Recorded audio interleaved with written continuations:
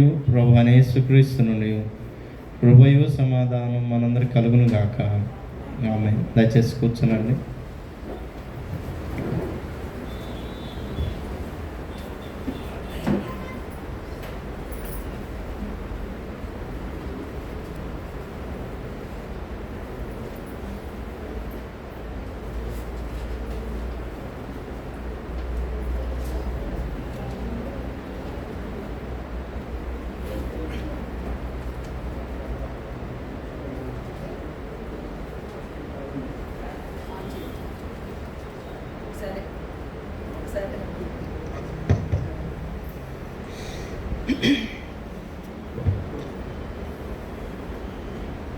దేవుని నామానికి స్తోత్రం కలుగును గాక. మరి ఇట్టి అవకాశం ఇచ్చినటువంటి ఆ దేవాది దేవునికి నేను హృదయపూర్వక కృతజ్ఞతలు తెలియజేసుకుంటూ ఉన్నాను. అంతేకాకుండా మరి ప్యారిష్ పాస్టర్ గారు కూడా ఇట్టి అవకాశాన్ని ఇచ్చినందుకే ఆయన గారికి కూడా వందనాలు తెలియజేస్తూ ఉన్నాను. చేరి వచ్చిన మీ అందరికీ నా యేసుక్రీస్తు నామములో నా హృదయపూర్వక వందనాలు తెలియజేస్తూ ఉన్నాను. ఈరోజు మన వాక్యం ఒక్కసారి చదువుకుందాము. యెషయా గ్రంథము 49వ అధ్యాయము 2వ వచనం.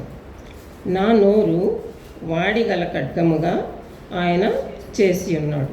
నా నోరు వాడిగల ఖడ్గముగా ఆయన చేసి ఉన్నాడు. ప్రార్థన చేసుకుందాం.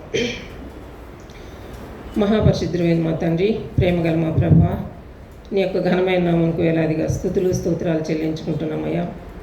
గడిచిన మండల కాలం మొదలుకొని ఈ మండల కాలం వరకు ప్రభా మమ్మల్ని అందరినూ సజీవ లెక్కలో ఉంచినందుకై నీకు వందనాలు స్తోత్రాలు. మరి ఈ దినాలను చూడలేక మాకు ఆత్మీయులైనటువంటి వారు, మా బంధువులైనటువంటి వారు, మాకు తెలిసిన వారు ప్రభా నీ యొక్క పాస్ అనేది చేరి ఉన్నప్పుడు వారి యొక్క కుటుంబాలను కూడా మీరు ఆదరించమని అడుగుతున్నాం. ప్రభా నీకే వందనాలు. ఈ యొక్క మండల కాలంలో 25వ దినములు మమ్మల్ని ప్రవేశపెట్టినందుకై నీకు వందనాలు. ఇదిగో నాయన, మరి ఇప్పుడు ఈ యొక్క వాక్య భాగాన్ని ప్రభా మేము ధ్యానించబోచు ఉంటుండగా మా యొక్క వాక్యములు అంతట్లో కూడా ప్రభా మీరు ఏ విషయాలు అయితే మాకు బోధించనై ఉన్నారో ఆ విషయాలను బయలుపరచమని అడుగుతున్నాం. ప్రభా నీకే వందనాలు స్తోత్రాలు చెల్లించుకుంటూ మా యొక్క మరి హృదయ ధ్యానం అంతా కూడా నీ దృష్టికి అంగీకారంలో ఉన్నట్లుగా ఆశీర్వదించమని మా ప్రభుని ప్రియకుమారుడైన యేసుక్రీస్తు ద్వారా వేడుకొని ప్రార్థిస్తూ ఉన్నాం తండ్రి. ఆమేన్.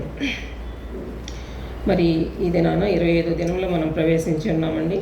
ఈ యొక్క శ్రమకాల దినాలను కూడా మనం చిన్నప్పటి నుంచి మరి ఇప్పటి వరకు కూడా ప్రతి సంవత్సరం కూడా మనం ఈ యొక్క శ్రమకాల ధ్యానాలను మనం స్మరించుకుంటూ ఉంటాం. మనకు అలవాటు అన్నమాట. పండగలు క్రిస్మస్, నూతన సంవత్సరము, తర్వాత శ్రమకాల దినాలు, ఈస్టర్ పండుగ, గుడ్ ఫ్రైడే, ఈస్టర్ పండుగ కంట ఈ విధముగానే మనము చేసుకుంటూ వస్తూ ఉంటాము. కాకపోతే మనము కేవలము పండగలు ఆచరించే వారముగా కాక మరి క్రిస్మస్ దినాల్లో మనము దేవుని యొక్క పుట్టుకను గురించి మనం తెలుసుకుంటూ ఉంటాము, ధ్యానించుకుంటూ ఉంటాము. ఆ తర్వాత చాలా హ్యాపీగా ఉంటాము. తర్వాత రోజుల్లో మనకి ఈ పండగలు రావడం జరుగుతూ ఉంటుంది. కేవలము పండగలను ఆచరించే వారముగా మాత్రమే కాకుండా దేవుని యొక్క వాక్యానుసారంగా జీవించగలిగినట్లు మనం ప్రతిదినం కూడా ఆయనను ధ్యానించుకోవాలి అని ఇక్కడ చెప్పబడతా ఉంది. ఇప్పుడు యెషయా గ్రంథంలో మనం చూసినట్లయితే శ్రమ సేవకుని గీతము అంటారు. ఇది యెషయా గ్రంథంలో 49వ అధ్యాయము, అలాగే 52వ అధ్యాయము, 53వ అధ్యాయం కూడా శ్రమకాలపు విషయాలను ప్రభు ఈ యొక్క వాక్యాల్లో తెలియజేస్తూ ఉన్నాడనమాట.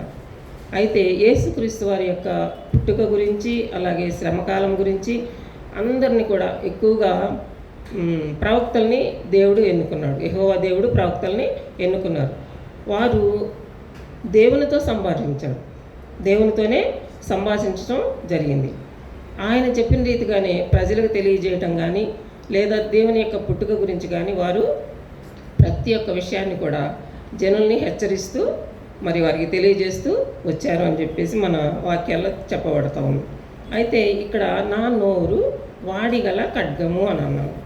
మరి యేసయ్య నోరు వాడిగల ఖడ్గమే అంటారా? వాడిగలిగిన ఖడ్గము అంటే వాక్యము ఏమంటున్నాడు? వాక్యము 2 అంచులు కలిగిన వాడి అయిన ఖడ్గము అని.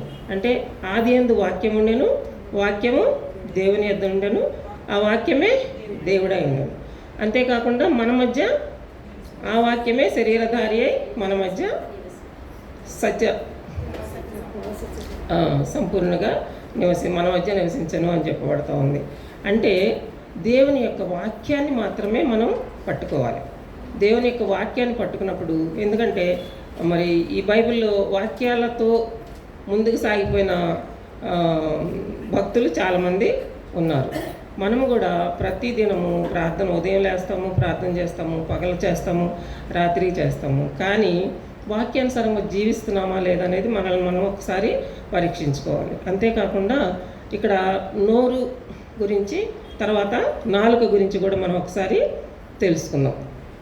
మరి నాలుక గురించి మాట్లాడినట్లయితే మనకి చాలా విషయాలు కీర్తన గ్రంథంలో కానీ, సామెతల గ్రంథంలో కానీ, మరి యాకోబు పత్రికలో అయితే నాలుక గురించి చాలా విపులీకరించి మరి ఆ నాలుక ఎంత భయంకరమైంది అనేది కూడా మనకి చెప్పబడింది. కాబట్టి ఒక్కసారి మనం చూద్దాము. ఈ యొక్క నోటి గురించి చెప్పినప్పుడు యేసయ్య మరి ఈ శ్రమకాల దినాల్లో 7 మాటలు పలికేటప్పుడు, సిలువ మీద 7 మాటలు పలికినప్పుడు ఆయన ఫస్ట్ పలికిన మాట ఏంటి అంటే, తండ్రి వీరేం చేస్తున్నారో వీరు ఎరుగరు కనుక వీరిని క్షమించమని చెప్తాడు. అంటే క్షమాగుణం కలిగిన యేసయ్య అన్నమాట. ఆయన క్షమాగుణమును మనము పుణికి పుచ్చుకోవాలి.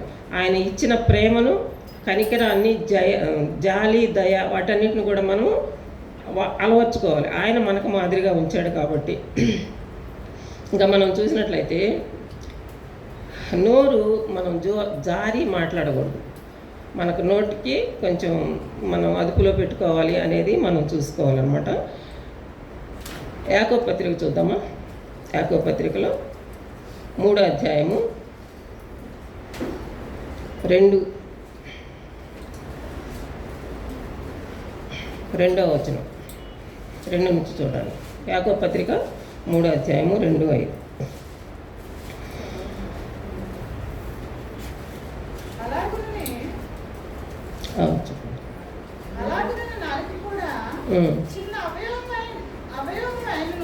చిన్న అవయవమైనను బహుగా అదిరిపడును. 5వ వచనం, 5వ వచనం కూడా చదవండి. 3వ అధ్యాయము 2-5 వచనాలు 2 కూడా చదవండి. 3 మాటలలో లోపం వద్దు అనేది లేదా. 5వ వచనం,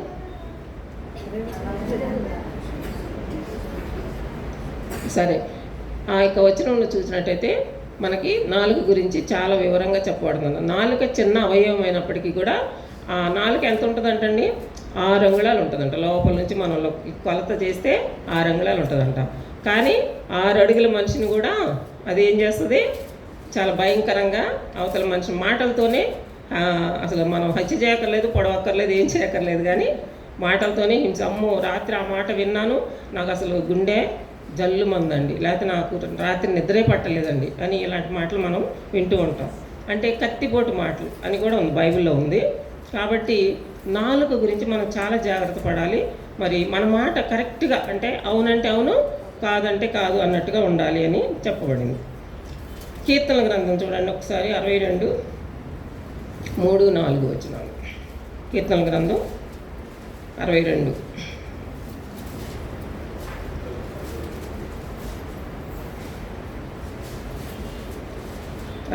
కీర్తన 3-4 వచనాలు.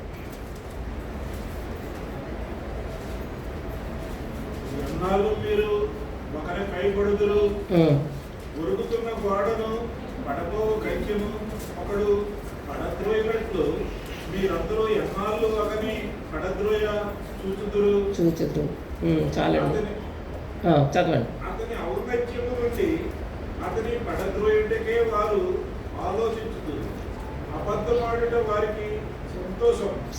వారు తమ నోటితో శుభవచనములు పలుకుచు అంతరంగంలో దూషించుదురు. చాలండి. ఇక్కడ చూసినట్లయితే ఎంతసేపు కూడా మనం ఏం చేస్తూ ఉంటాం అంటే మన సంగతి మనం వదిలేసుకుంటాము, కానీ ఎదుటివారి గురించి ఆలోచిస్తూ ఉంటాం. వాళ్ళేంటి వీళ్ళేంటి, లేకపోతే ఆమె సంగతి ఏంటి ఈ సంగతి ఏంటి. మనకు తెలుసు కదా బాగా ఎదుటి వాళ్ళ గురించి చాలా ఇంట్రెస్ట్గా మనం మాట్లాడుతూ ఉంటాం. అంటే ఎంతకాలం మనం ఎదుటి వాళ్ళ మీద పడతాం, మన సంగతి ఏదో మనల్ని మనం పరిశోధించి పరిశీలించుకొని మన వరకు మనం చూసుకోవాలి. దేవునికి మనకున్న సంబంధం ఏంటి అనేది మాత్రమే మనం ఆలోచన చేయాలి. కానీ వారి యొక్క నాలుకతో ఎదుటి వాళ్ళని బాధిస్తూ మనం ఏం చెప్తున్నాడంటే, దేవుడు యేసయ్య ఏం చెప్తున్నాడంటే, ఎదుటివారి కొరకు మనం మేలు చేయాలి తప్ప కీడు చేయొద్దు అని చెప్పేసి చెప్పబడతా ఉంది. ఇక్కడ రోమా పత్రిక చూడండి ఒకసారి. రోమా పత్రిక చివరి వచనం.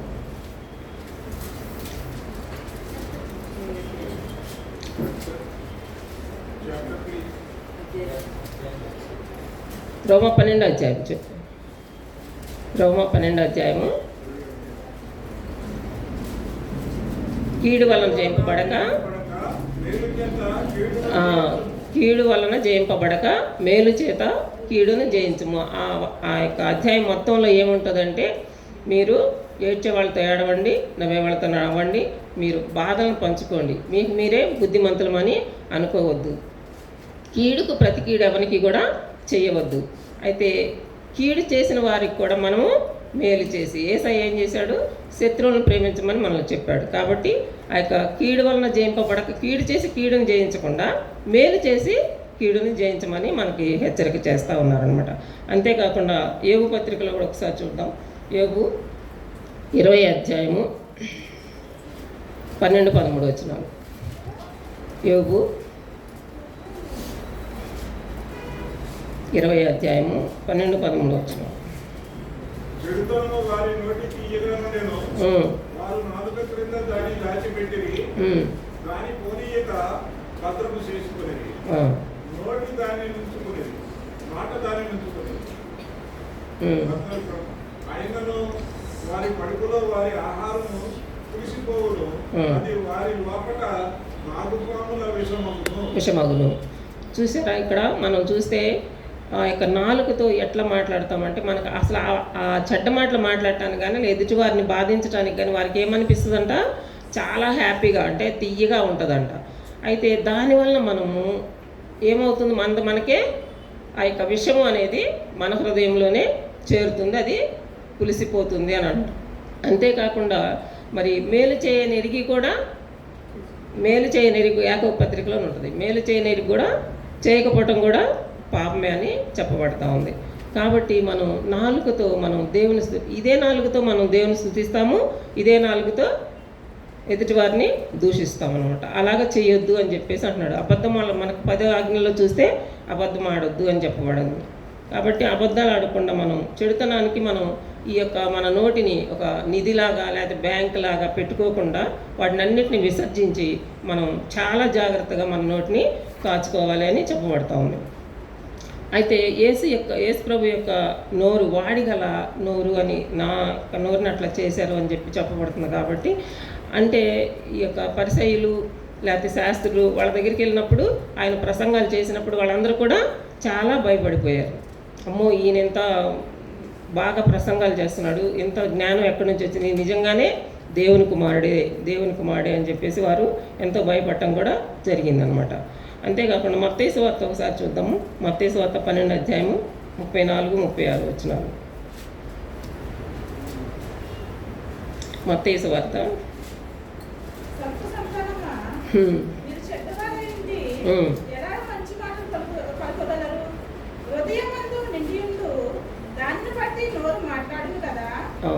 చాలా మరి మనమేమో పైకి యేసయ్య ప్రభువా అని చెప్పేసి మనం ఎంతో భయభక్తులు కలిగిన వారిలాగా లేకపోతే భక్తి గల వారంగా ఉంటాము. కానీ మన హృదయాంతరాల్లో ఏమున్నది, మన యొక్క కుటిలమైన ప్రవర్తన లేకపోతే వేరే మనస్తత్వాలు మనం పెట్టుకొని ఎదుటివారితో మాట్లాడుతూ ఉంటాము. ఆ తర్వాత ఇంకా చూసినట్లయితే మత్తయి సువార్త 6-7, 6వ అధ్యాయం 7వ వచనం చూడండి.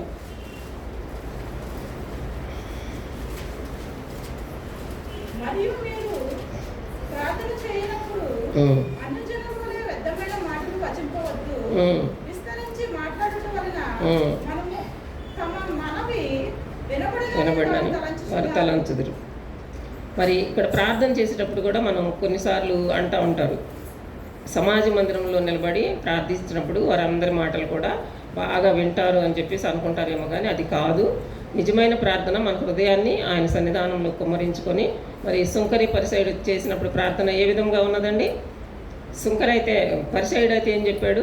నేను వారానికి 2 సార్లు ఉపవాసం ఉంటున్నాను, ఈ దానం చేస్తున్నాను, ఆ దానం చేస్తున్నాను, వాళ్ళకి అది చేస్తున్నా, ఇది చేస్తున్నానని గొప్పలు చెప్పుకున్నాడు. ఎక్కడ? దేవుని ఎదుట.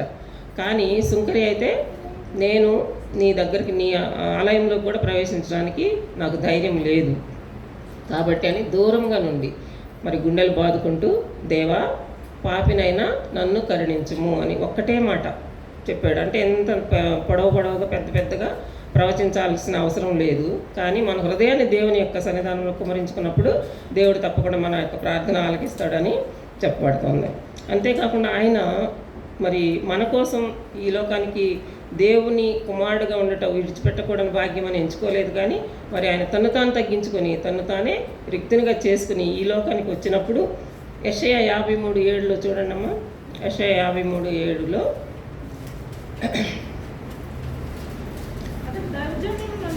అతను దౌర్జన్యమునందెను, బాధింపబడినను అతను నోరు తెరవలేదు.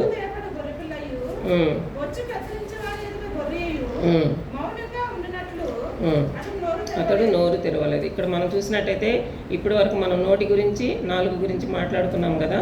మరి ఆయన మరి నలుగగొట్టబడ్డాడు మన పాపం కొరకై. కానీ అక్కడ శిక్షించడానికి వచ్చినప్పుడు చాలా మౌనంగా ఉండి అస్సలు నోరు అనేది తెరవలేదు. అంటే కొన్ని చోట్ల తెరవాల్సి వచ్చినప్పుడు నోరు తెరిచి బాగానే మాట్లాడాడు, అందరితో వాదించాడు, లేదా అందరికి భయం పుట్టించేటట్టు చేశారు, కొన్ని సూచక్రియలు కూడా చేశారు. కానీ ఇక్కడ మాత్రము వదకు తేబడిన గొర్రెపిల్ల రీతిలో, అలాగే బొచ్చు కత్తిరించమని ఎదుట గొర్రె ఏ విధంగా అయితే మౌనంగా తలంచుకుని ఉంటుందో ఆ విధంగా ఉన్నాడు అని తెలియజేస్తూ ఉన్నాడు అనమాట. మరి నోరు తెరవాల్సిన సమయంలో తెరవాలి, తెరవకూడని సమయంలో మనం నోరు తెరవకుండా మన నోటిని కాచుకోవాలి అని చెప్పేసి చెప్తున్నాడు. అంతేకాకుండా ఆయన కోపం వచ్చింది, కోప్పడ్డాడు. ఎక్కడ కోప్పడ్డాడండి? ఆలయంలో వ్యాపారం చేస్తూ వారు అవి అన్నీ అమ్ముతూ ఉన్నప్పుడు వచ్చి ఆయన కోపం వచ్చి అప్పుడు కూడా ఏం మాట్లాడలే వాళ్ళు, కానీ పడద్రోసాడు అనమాట.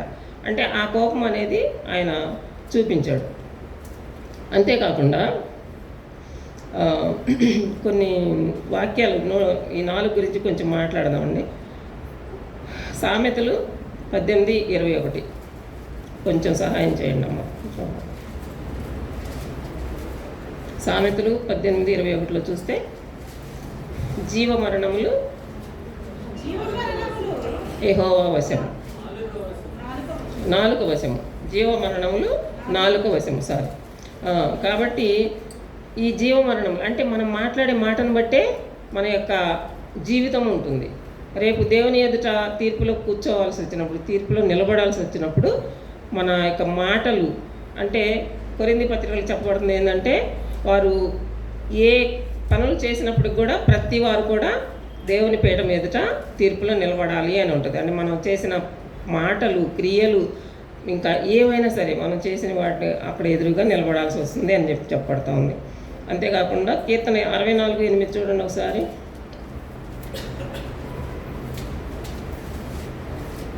కీర్తనలు 64:8.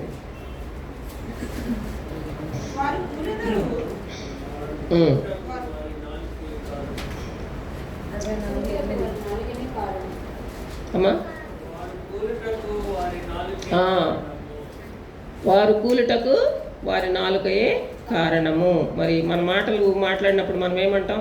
అమ్మో, ఆ మాటల వల్లనే ఇది జరిగింది, వాళ్ళకి చెడు జరిగింది, లేకపోతే వాళ్ళకి ప్రమాదం పొంచుకొచ్చింది, ఈ విధంగా మనం మాట్లాడుతూ ఉంటాం అన్నమాట. అంటే నిజంగానే మన నోటిని ఎంత మౌనంగా ఉంటే, మరి పత్రిక పాఠంలో కూడా ఏమని చెప్పబడుతూ ఉందంటే, వినటానికి వేగిరపడాలి, మాట్లాడటానికి నిదానించాలి అని ఉంటుంది. కాబట్టి మనం ఎక్కువగా మాట్లాడటానికి ముందుకు పరిగెత్తకూడదు, లేకపోతే కొట్లాడటానికి పరిగెత్తకూడదు. చాలా జాగ్రత్తగా మన నోటిని కాసుకోవాలి అని చెప్పబడుతూ ఉంది. సామెతల గ్రంథం చూసాను 12వ అధ్యాయంలో చూడండి ఒకసారి. 12:19. సామెతలు 12:19. నిజమాడు పెదవులు నిత్యము స్థిరమై ఉండును, అబద్ధమాడు మాట్లాడు నాలుక మాత్రమే వినుడు. చూడండి మరి ఒక నాలుగు గురించి ఎంత మంచిగా చెప్పబడతా ఉంది. అబద్ధం ఆడితే మనం ఏమవుతాం అనేది కూడా మనకి ఇక్కడ క్లియర్గా తెలుస్తూ ఉందన్నమాట. అలాగే సామెతలు 10:19 చూడండి. సామెతలు 10:19.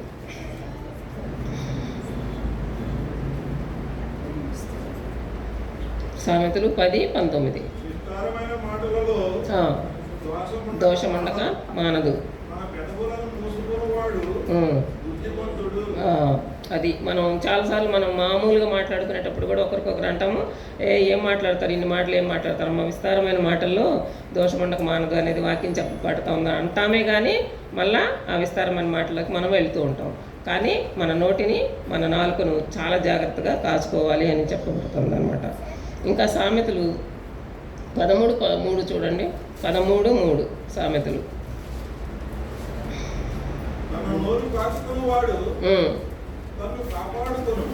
తన నోరు కాచుకునేవాడు తనను కాపాడుకొనును.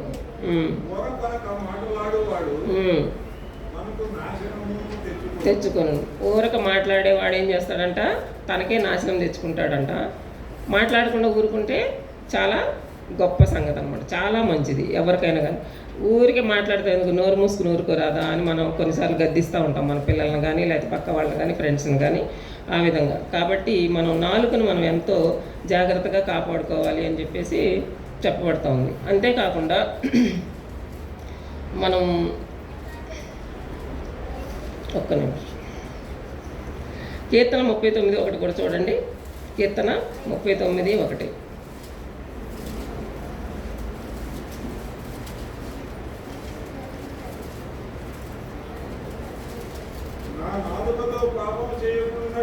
నా నాలుకతో పాపము చేయకుండానట్లు నా మార్గములను జాగ్రత్తగా చూచుకొందును.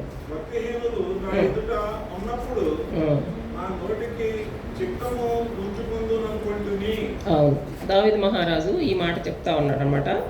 చాలా జాగ్రత్తగా నా కాపాడుకుందును అంటూ, నా నోటికి చిక్కము పెట్టుకుందును అండి. చిక్కము అంటే తెలుసా అండి ఎవరికైనా? చిక్కము అంటే తెలుసా? వ్యవసాయదారులు వ్యవసాయం చేసేటప్పుడు మరి పొలంలో మనకి కల్లం చేస్తారు. కోతలు కోసిన తర్వాత, కుప్పలు వేసిన తర్వాత, పల్లెటూరులో ఉండే వాళ్ళకైతే అవి తెలుస్తుంది. కల్లం చేసినప్పుడు ఏం చేస్తారంటే 2 ఎద్దుల్ని కట్టి కుప్ప నూరుస్తారు. నూర్చినప్పుడు ఇట్లా గడ్డితో గింజలు ఏమైనా మిగిలి ఉన్నాయేమోనని ఆ ఎద్దులను 2 ఎద్దులను కట్టి తిప్పుతూ ఉంటారనమాట కల్లంలో. అంటే ఆ గడ్డిలో గింజలు కూడా ఉండొద్దు అని. అయితే పాపం తిరుగుతూ ఉంటాయి ఎద్దులు. తిరిగినప్పుడు ఏం చేస్తాయి అంటే వెళుతూ అక్కడ ఒడ్లు రాలుతాయి కదా, వాటిని ఇట్లా నోటితో బుక్కుతాయి అన్నమాట. నోటితో తీసుకుంటున్నప్పుడు ఈ రైతు స్వార్థపరత్వంతో ఏం చేస్తాడు, అవి కూడా తినొద్దు అని చిక్కం పెడతారు. అంటే అది ఒక తాడుతో దాన్ని కట్టి ఇట్లా ఒక ఫ్లవర్ లాగా చేసి దానికి ఇట్లా కడతారు. తెలుసు కదా, చిక్కము అంటారు. అది బైబిల్లో కూడా వివరించబడింది. కాబట్టి మన నోటికి చిక్కం పెట్టుకోవాలి అని చెప్పేసి చెప్పడతాం. అయితే యేసయ్య ఏమంటున్నాడు, ఇప్పుడు చిక్కం పెట్టవద్దు అనే మాట కూడా ఉంది ఇక్కడ. చిక్కం పెట్టుకోవటానికి ఎందుకు పెట్టుకుంటున్నాడు? ఆయన మాట్లాడకుండా చాలా జాగ్రత్తగా నా నాలుకను జాగ్రత్త పరచుకోవడానికి నా నోటికి అమ్మో చాలా జాగ్రత్తగా నోటి మీద వేసుకుని కూర్చోవాలని చెప్పి మనం కొన్నిసార్లు భయపడుతూ కూడా అనుకుంటూ ఉంటాం. అలాంటప్పుడు ఇంకొక సందర్భంలో యేసయ్య ఏమంటాడంటే, కళ్ళంలో తిరిగే ఎద్దు మూతికి చిక్కము పెట్టవద్దు అని అంటారు. అంటే ఖచ్చితంగా అది తినాలి, తింటేనే దానికి ఓపిక ఉంటుంది, కడుపులో శక్తి ఉంటేనే అది కళ్ళంలో చుట్టూ తిరుగుతూ ఉంటుంది అని చెప్పేసి దాని అర్థం. అది వేరే సందర్భం. కాబట్టి మరి మన నోటిని నాలుకను బహుజాగ్రత్త కలిగి జాగ్రత్తగా పెట్టుకుంటేనే మనం ఈ లోకంలో మనగలుగుతాం. మరి ముఖ్యంగా క్రైస్తవులు అన్న వారికి మనం మరి బూతులు కొలస్సైల పత్రికలో కూడా ఉంటుంది చూడండి ఒకసారి. కొలస్సై పత్రిక 3వ అధ్యాయం. కొలస్సై పత్రిక 4వ అధ్యాయం 6వ వచనం చూడండి. 3:8, 3:8 చూడండి ఒకసారి.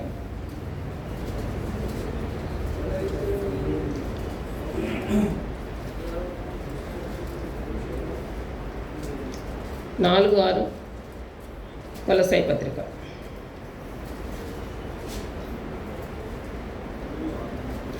4, 6 కానీ 3, 8 కానీ రెండిట్లో ఉంటుంది. మనిషికి ఎలాగో ప్రత్యుత్తరం ఇవ్వవలెనో అది మీరు తెలుసుకున్నట్టుకై మీ సంభాషణ ఉప్పు వేసినట్టు ఎల్లప్పుడూ రుచిగలదిగాను ఎస్ అవునండి, కృపాసహితముగాను కృపాసహితంగా ఉండనివ్వడి. మరి మనం మాట్లాడితే కొంతమంది మాట్లాడితే మనం చక్కగా ఎంతసేపు అయినా వినటానికి ఇష్టంగా ఉంటుంది, చాలా చక్కగా చెప్తారు, చాలా మంచిగా మాట్లాడతారు. అదే ఇంకొకళ్ళు అయితే మాట్లాడుతున్న డబ్బు ఎప్పుడు ఆపుతుందో ఏమో, లేకపోతే ఇప్పుడు ఎప్పుడు వెళ్ళిపోతుందో ఇక్కడ నుంచి అనే మాటలు కూడా మనం వింటూ ఉంటాం, అనుకుంటూ ఉంటాం.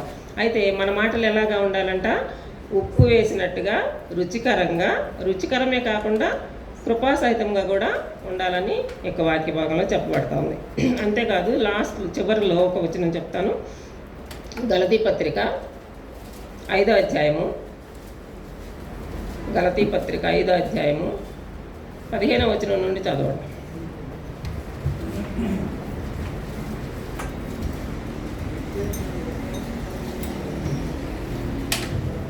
గలతీ పత్రిక 5:15 నుంచి చదవండి ఒకసారి. అయితే మీరు ఒకరినొకడు కలుచుకొని రక్షించిన ఎడల మీరు ఒకరి వలన ఒకడు బొత్తిగా నశించిపోదురేమో చూసుకొనిడి. నేను చెప్పినది ఏమనగా ఆత్మానుసారముగా నడుచుకొనిడి, అప్పుడు మీరు శరీరేచ్ఛను నెరవేర్చరు. శరీరము ఆత్మకును, ఆత్మ శరీరమునకును విరోధముగా ఆపేక్షించును. ఇవి ఒకదాని ఒకటి వ్యతిరేకంగా ఉన్నది కనుక మీరేమి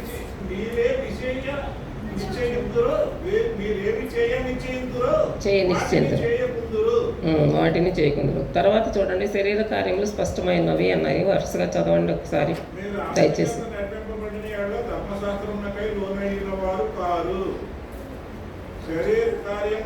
స్పష్టమైనవి అపవిత్రత, కాముకత్వము, విగ్రహారాధన, వ్యభిచారము, ద్వేషములు, కలహము, మత్సరములు, క్రోధములు, కక్షలు, వేదములు, విమతములు, అసూయలు, మతములు, అల్లరితో కూడిన ఆటపాటలు. చాలండి. ఇక్కడ మనం చూసినట్టయితే అవన్నీ కూడా చదివితే, అవి లెక్క పెడితే ఎన్ని ఉంటాయి ఒకసారి చక్కగా లెక్క పెడతారా?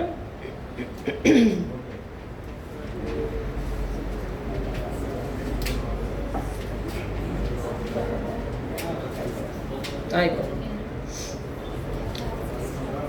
15 ఉన్నాయి. 15 ఇవన్నీ కూడా మన లోపట ఉన్నవే అన్నమాట. అంటే మనిషికి లోపల నుంచి బయటికి వెళ్ళేవి మనిషిని అపవిత్రపరుస్తాయి, కానీ బయట నుంచి లోపలికి వెళ్ళేవి కూడా అపవిత్రపరచు. అంటే బయట నుంచి మనకు లోపలికి ఏమి వెళ్తాయి? ఆహారం కానీ, లేకపోతే మంచి మాటలు వినటం కానీ, లేకపోతే చదువుకోవటం కానీ, ఇలాంటివన్నీ మనకి ఉపయోగకరములే. కానీ ఇక్కడ 15 భయంకరమైన విషయాలు మన దగ్గర ఉన్నాయి. కోపము, క్రోధము, లేకపోతే అసూయ, ఈర్ష్య, ద్వేషము, ఇవన్నీ కూడా చూసుకుంటే మనం ఆ వాటిల్లో నుంచి బయటకు వచ్చినప్పుడు మన ముఖాలు, మన ఫేస్లు ఎట్లా ఉంటాయండి? చాలా సీరియస్గా. ఏంటి అట్లా అంత సీరియస్గా ఉన్నామంటే అంత కొట్లాడొచ్చారు, నాకు ఇప్పుడే ఈ మధుగా ఈ మాట అంది, ఇలాంటి మాటలు ఉంటాయి అన్నమాట. అంటే మన ఫేస్లు కూడా చాలా భయంకరంగా పాడైపోతూ ఉంటాయి. కాబట్టి మనం ఏం చేయాలి అంటే మంచి మాటలు పలుకుతూ, మంచి వాక్యాలు వింటూ, వాటిని మనం మనల్ని మనం సరిచేసుకుంటూ, వీటన్నిటినీ మనలో నుంచి తీసివేసుకుంటే అప్పుడు మన నోటి మాటలు కూడా మంచిగా ఉంటాయి అనేది చెప్పబడుతుంది. అంతేకాకుండా ఈ 15 విషయాలను చూస్తే ఒక పెద్ద దైవ సేవకుడు ఏం చెప్పారంటే, 15 విషయాలు ఉన్నాయి కదా, 15 వాటిని ఏమంటారు, 15 శరీర కార్యాలు ఉన్నాయి కదా మనలో, అవి ఒక్కొక్క అంశము అంటే క్రోధము ఇవన్నీ కలిపి ఒక్కొక్కటి చూస్తే 15 కలిపి 15 కిలోలు అంటాం. దాని బరువు 15 కిలోలు అంటే చాలా బరువే ఉంటుంది కదండి. ఒక చేత్తో 15 కిలోలు మోయలేము. కానీ దాని కింద చూస్తే మనకి ఆత్మఫలాలు ఉంటాయి.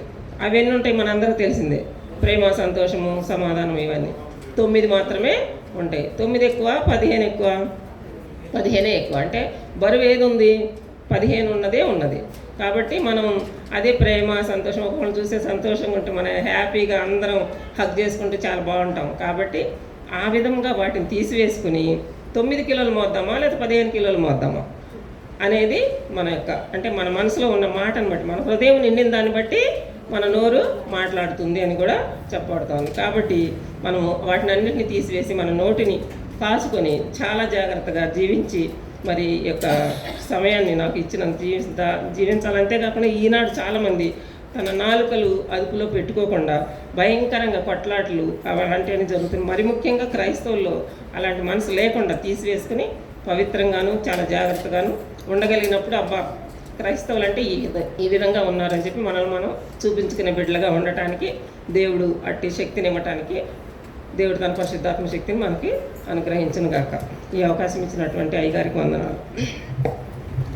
Thank you. సమస్త జ్ఞానం ఇచ్చిన దేవుని సమాధానం యేసుక్రీస్తు వల్ల మీ హృదయములకు తలంపులకు కావులుండును గాక. ఆమేన్.